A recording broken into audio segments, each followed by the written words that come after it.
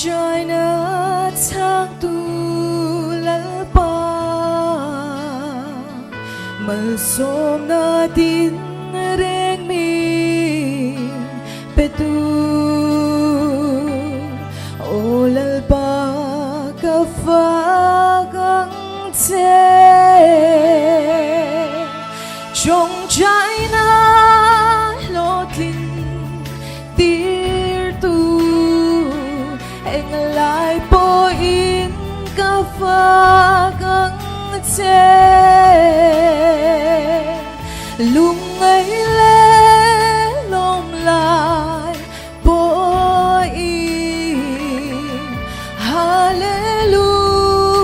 hallelujah tin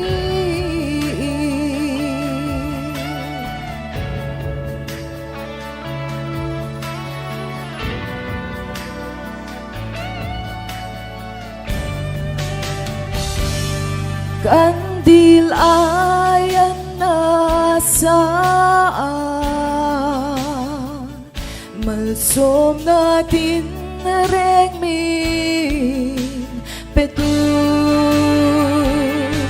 olal pa ka fa gang che trong trái na lót lim tir tu anh lại po in ka fa gang che lung ấy lẽ lom lại po in hallelujah tin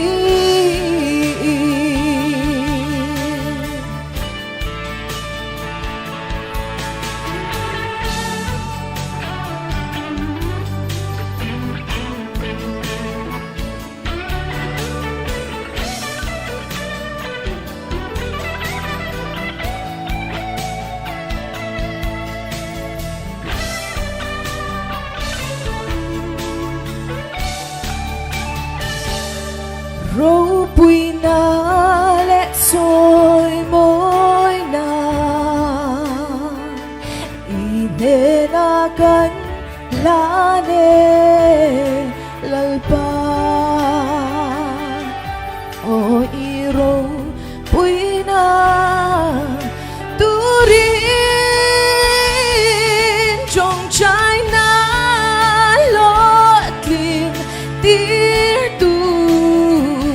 anh lại po in ka fa gang che lung ấy lẽ lom lại po in hallelujah tin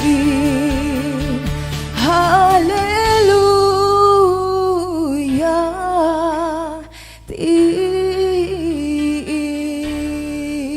tin lalpat sa ropi rose